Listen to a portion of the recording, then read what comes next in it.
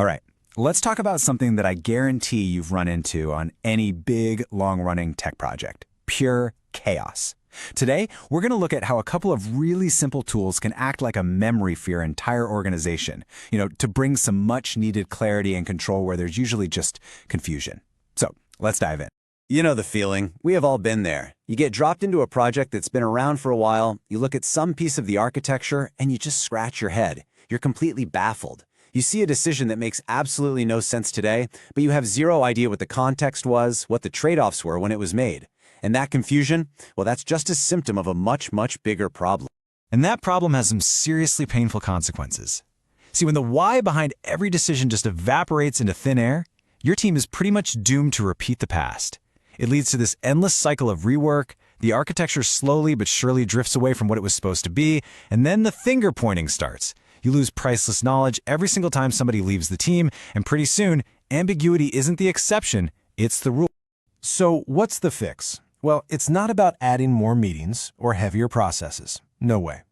The solution is to create a memory for the organization, a way to actually write down our logic, our fears, our big choices, so that future teams, heck, even our future selves, can learn from them. Let's take a look at the first piece of that memory. Okay, so let's start with the part of our memory that looks forward, the risk register. This is all about charting that uncertain future, acknowledging what we don't know, and actually making a plan for it, to deal with potential problems before they explode into full-blown crises. So what is this thing, really? A risk register is just a living, breathing document. It's a structured list of known risks. And what's really important here is the framing. These aren't failures. They're acknowledged uncertainties. It's a huge sign of maturity when a team can openly say, hey, here's what we're worried about, and here's what we're going to do about it. And the structure itself is super simple. For every risk, you just identify the potential problem, say vendor lock-in. You estimate its likelihood and impact, low, medium, high. You assign an owner, someone to keep an eye on it, and then the most important part, you define a mitigation plan. This whole process turns that vague anxiety into a concrete, actionable list. And this isn't just theory, right? In the world of cloud programs, these risks are absolutely everywhere. Things like becoming too dependent on a single provider, the insane complexity of getting different clouds to talk to each other, data residency rules, spiraling costs, or even just the simple fact that your team might not have the skills for a new service yet. Getting these out in the open early is the whole game. Okay, so that's looking forward into the future. But what about looking back at the past? Let's switch gears to the other half of our organizational memory, architectural decision records, or as you'll hear them called, ADRs. This is all about recording the why behind the choices we've already made. So an ADR is just a short, simple document. It captures one single significant architectural decision. And the most crucial part, the reason it exists, isn't to record what you did, but why you did it. It's basically a letter to your future teammates explaining the tough trade-offs you faced and the logic you used to make your choice. And the format is brilliantly simple, which is why developers actually tend to like it. You give it a clear title. You describe the context, what was the problem you were wrestling with, you state the decision you landed on, and then, and this is so important, you list the consequences, both the good and the bad. That honesty is absolutely vital for anyone making decisions down the road. Now, you don't need an ADR for every little thing. That'd be crazy.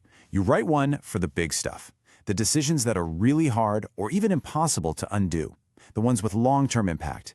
And my personal favorite rule of thumb, write one for any choice you know deep down a future developer is going to look at and ask, why on earth did they do that?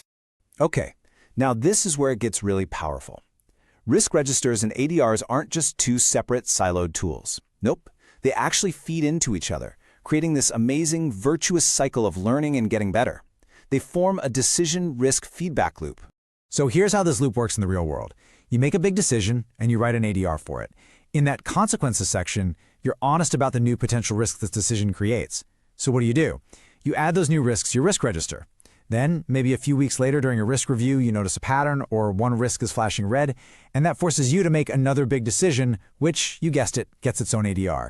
It's a continuous cycle of making decisions, understanding the new risks, and then letting those risks inform your next decision. I know what some of you are probably thinking right now. Ugh, this sounds like a ton of paperwork. This is just more bureaucracy. But the whole point of this entire approach is to give you governance without the bureaucratic nightmare. It's about being pragmatic and helpful, not heavy and slow.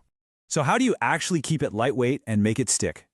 First, use super simple templates. Markdown files are perfect for this.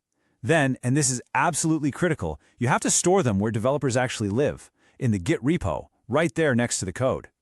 If your docs are a chore to find, they won't get used, period. It's got to be part of the natural workflow. And please, remember the goal is clarity, not perfection. A messy ADR written in the moment is 1,000 times better than a perfect one that never gets written at all. And as you get started, just watch out for these common traps, because they can turn these helpful tools into a total nightmare.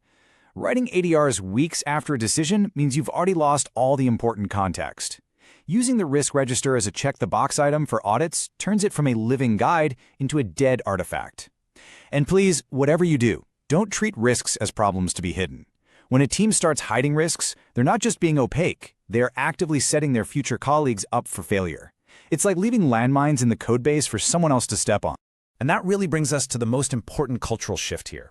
If you see these documents as just another layer of management control, I promise you they will fail. They'll just become a tax on getting work done. But if your team sees them for what they truly are, which is enablers of autonomy, they become a superpower. This isn't about asking for permission. It's about creating a shared context, a shared history, so that any engineer on the team can make a high-quality, independent decision and move fast. It replaces that fragile knowledge trapped in a few senior engineers' heads with a durable, shared team memory. So I'll leave you with this one question to think about for your own work. What is the single most important decision your team has made that a new person joining 6 months from now absolutely needs to understand? Because that's probably the perfect place to start writing your very first ADR. Thanks for watching.